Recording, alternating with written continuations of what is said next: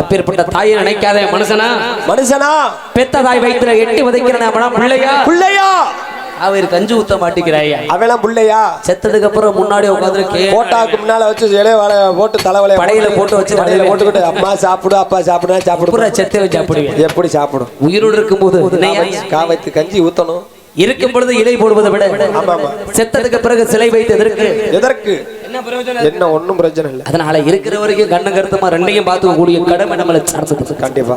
அதனால தாய் தான் நினைச்சு நம்ம கதைக்கு போயிடணும் அவங்க எல்லாம் நம்ம இல்ல உண்மை